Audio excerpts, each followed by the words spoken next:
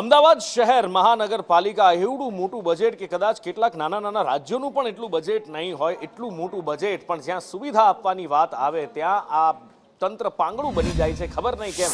Devang Dani standing કમિટીના chairman છે, એમણે 15 દિવસ પહેલા સંદેશ ન્યૂઝ સાથે વાત કરી હતી. એમણે કહ્યું હતું કે આ વખતે ક્યાંય પણ પાણી નહીં ભરાય અમદાવાદમાં. અમે જબરજસ્ત પ્રી મોન્સૂન કામગીરી કરી છે. એની સાથે ઘણી બધી વાતો પણ આવી હતી કે એઆઈ કેમેરાથી નજર રખાશે, આ કરાશે, તે કરાશે, આની સાથે સંકલનમાં રહીશું, આઈએમડી સાથે રહીશું, વગેરે વગેરે બહુ મોટી વાતો થઈ હતી. પણ જ્યારે વરસાદ આવ્યો ત્યારે શું કામ થયું હતું એ બધાએ જોઈ લીધું. ગઈકાલે રાતના વરસાદમાં એ ગોતા હોય, શેલા હોય, જગતપુર હોય, કઠવાડા હોય, ઓઢવ હોય, આ જે દ્રશ્યો અમે બતાવી રહ્યા છીએ ટીવી સ્ક્રીનમાં સમાઈ રહ્યા એટલા. બાકી પછી આ બાજુ તમે પૂર્વ વિસ્તારની અંદર પણ જતા રહો કે પછી આ બાજુ ચાંદખેડા વિસ્તારમાં જાઓ, ક્યાં ગમે ત્યાં પાણી અને પાણી અમદાવાદમાં જોવા મળી રહ્યા છે. એવો દાવો કરવામાં આવે કે બહુ બધો વરસાદ એક સાથે પડે તો વોટર લોગિંગ થાય. એ તો ન્યુયોર્કમાં પણ થાય છે ને લંડનમાં પણ થાય છે, એમાં કોઈ મોટી વસ્તુ નથી. પણ સાહેબ, ત્યાં વરસાદ રોકાયા પછી પાણી ઉતરી જાય છે. અમે પણ એટલું સમજીએ છીએ કે બહુ વરસાદ પડે તો પાણી ભરાય, એમાં કોઈ પ્રશ્ન જ નથી કે ડ્રેનેજ લાઇનની એક ક્ષમતા હોય એનાથી વધારે ના લઈ શકે એ વધારે પાણી. પણ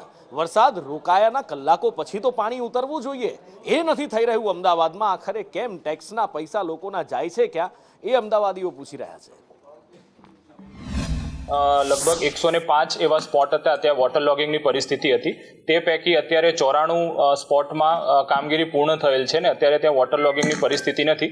11 એવા સ્પોટ છે જેમાં હજુ થોડી ઘણી વોટર લોગિંગની પરિસ્થિતિ છે, જે બપોર સુધીમાં ત્યાં પણ વોટર લોગિંગની પરિસ્થિતિ ક્લિયર કરવામાં આવશે. લગભગ વરસાદની રાતની પરિસ્થિતિના અનુસંધાને 5 એવા અંડરપાસ હતા, જેમાં અકબરનગર, મીઠાકડી, પરિમલ, LC 26 મકરબા અને LC 243 સાબરમતી ડી કેબિન જે સલામતીના ભાગરૂપે બંધ કરવામાં આવ્યા હતા.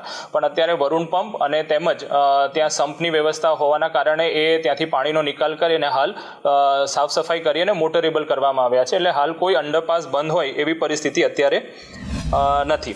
ગુજરાતમાં ચોમાસાએ ધમાકેદાર બેટિંગ શરૂ કરી છે, જ્યારે અમદાવાદ શહેરમાં પણ પડેલા વરસાદને લઈને લોકોએ તો વાતાવરણમાં ઠંડક પ્રસરી, લોકોમાં પણ એક ખુશની લહેર જોવા મળી. પરંતુ તંત્રના પાપે હાલાકીનો સામનો લોકોએ કરવાનો વારો આવ્યો છે. અમદાવાદના સાયના સિટી પાસેનો જે વિસ્તાર છે કે જ્યાં વરસાદી પાણી ભરાઈ ગયા છે, લોકોએ હાલાકીનો સામનો કરવો પડે છે. જોકે તંત્રના માણસો પણ કામે લાગ્યા છે, તેમ છતાં પણ પાણીનો નિકાલ છે તે યોગ્ય રીતે થતો નથી. પ્રી મોન્સૂનની કામગીરીને લઈને અનેક સવાલો પણ એટલા માટે જ ઊભા થાય છે કે જ્યારે ગટરના ડ્રેનેજની લાઈનો ખોલવામાં આવે છે, તંત્રના માણસો કામે લાગે છે, તેમ છતાં પણ પાણીનો તો નિકાલ થતો નથી, પરંતુ પાણી બેક મારે છે અને લોકોએ પારાવાર હાલાકીનો સામનો દર ચોમાસે કરવાનો વારો આવે છે. ત્યારે અમદાવાદના શાયોના સિટી પાસેનો જે વિસ્તાર છે કે જ્યાં તંત્રના કામગીરીને લઈને સવાલ એટલા માટે ઊભા થાય છે કે અહીંયા ગટરના ઢાંકણા તો ખોલી દેવામાં આવે છે, પરંતુ વરસાદી પાણીનો નિકાલ છે તે સમયસર થતો નથી. અને નોકરિયાત વર્ગ હોય, રાહદારીઓ હોય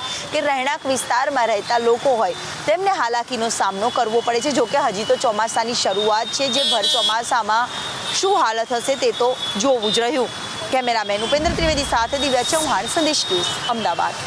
અમદાવાદમાં વરસાદ બાદ જળબંબાકારની સ્થિતિ સર્જાયેલી જોવા મળી રહી છે. ઓઢવ વિસ્તારના મધુમાલતી આવાસ પાસેના દ્રશ્યો છે કે જ્યાં જુઓ ત્યાં ચારે બાજુ માત્ર પાણી જ પાણી જોવા મળી રહ્યું છે. અમદાવાદ મ્યુનિસિપલ કોર્પોરેશનની બેદરકારી એ હદે અહીંયા જોવા મળી રહી છે કે અહીંયા કેડ્સમાં પાણીમાંથી પસાર થવા માટે લોકો મજબૂર બની રહ્યા છે. લોકોના ઘરોમાં આ વરસાદી પાણી ફરી વળ્યા છે. બીજી તરફ ગટરની અંદર પાણી જતા નથી, પરંતુ આ પાણી ગટરની બહાર નીકળી રહ્યા છે. તે પ્રકારની પરિસ્થિતિ અત્યારે હાલ અહીંયા જોવા મળી રહી છે. 11 વર્ષથી અહીંયા રહીએ છીએ.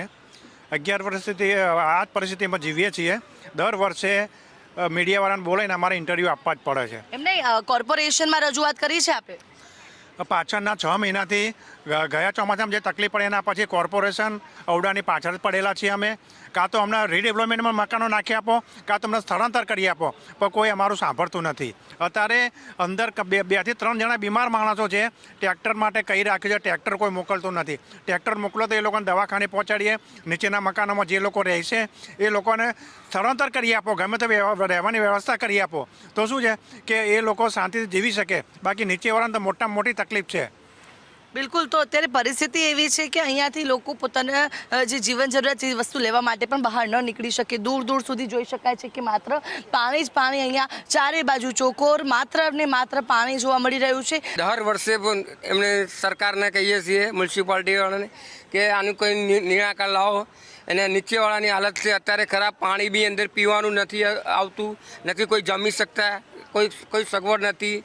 અને કેટલા વર્ષોથી હેરાન થઈ ગયા છે. કોઈ આનું પાણી જવા માટે પાણી બે ગટરો બ્લેક મારે પાણી વધારે બહાર આવી શકે છે. એમ્બ્યુલન્સ અને કોઈ એવી ઇમરજન્સી આવે તો અહીંયાથી નીકળવું પણ અત્યારે બહુ હાલાકી છે. તમે જોઈ શકો છો, અમારે જ જવું છે તો તમે આ પરિસ્થિતિને જોઈ શકો છો. ધંધા પાણી, ખાવા પીવાનું કોઈ પણ વ્યવસ્થા અહીંયાથી અત્યારે થઈ શકે એમ નથી. ઘણા ગરીબ લોકો રહે છે, ઘણા બધા ધંધાદારીઓ છે. કેટલા વિસ્તારમાં કમર સુધીના પાણી છે, નીકળવું પણ ભારે છે. અને છેલ્લા 5 વર્ષથી અમે આ બધી વસ્તુ મીડિયા દ્વારા અમે જતાઈએ છીએ. અહીંયાથી લોકો અવર જવર પણ નથી કરી શકતા. લોકો જે ગઈકાલ રાતથી જે વરસાદ પડ્યો ત્યારથી વરસાદી પાણીનો ભરાવો થયેલો છે. ખાવાનું નથી મળી રહ્યું, તેમને જમવાની પણ અહીંયા કોઈ વ્યવસ્થા નથી. લોકોના ઘરોમાં પણ પાણી ફરી વળ્યા છે. જીવન જરૂરિયાત ચીજ વસ્તુઓ પણ લેવા જાય તો જાય કઈ રીતે? અનેક સમસ્યાઓનો સામનો અહીંયાના લોકો કરી રહ્યા છે. પરંતુ આટલું બધું પાણી અહીંયા ભરાઈ ગયું છે છતાં પણ તંત્રના પેટનું પાણી નથી હલી રહ્યું. અને આ જ પ્રકારની કોર્પોરેશનની બેદરકારીના કારણે અત્યારે અમદાવાદના ઓઢવ વિસ્તારના લોકો, જે આ મધુમાલતી આવાસમાં રહેતા લોકો છે, હેરાન પરેશાન થવા માટે મજબૂર બની રહ્યા છે. કેમેરા પર્સન મેહુલ પટેલ સાથે આયુષી યાજ્ઞિક, સંદેશ ન્યૂઝ, અમદાવાદ. અમદાવાદ મ્યુનિસિપલ કોર્પોરેશનની પ્રી મોન્સૂન કામગીરી માત્ર કાગળ પર જ રહી ગઈ છે. કરોડો રૂપિયાનું ધોવાણ એક જ વરસાદમાં થયેલું જોવા મળી રહ્યું છે. દ્રશ્યમાં જોઈ શકાય છે કે વોરાના રોજા પાસેના આ દ્રશ્યો છે કે જ્યાં અત્યારે હાલ ઘૂંટણસમાં પાણી ભરાયેલા છે. વાહન ચાલકો હેરાન પરેશાન થઈ રહ્યા છે. આસપાસના સ્થાનિકોને પણ અનેક મુશ્કેલીનો સામનો કરવો પડી રહ્યો છે. ગઈકાલે રાત્રે જે વરસાદ પડ્યો અને વરસાદ બાદ અમદાવાદ શહેરમાં ઠેર ઠેર આ પ્રકારે વરસાદી પાણી ભરાઈ ગયા છે.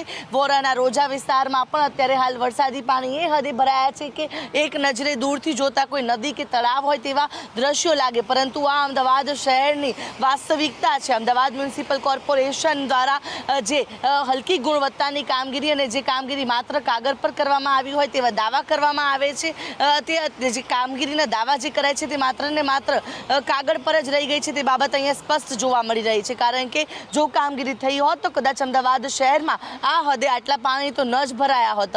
અને આ જે પહેલી વખત નથી ભરાયા, દર વર્ષે આ જ પ્રકારે અહીંયા વરસાદી પાણીનો ભરાવો થાય છે.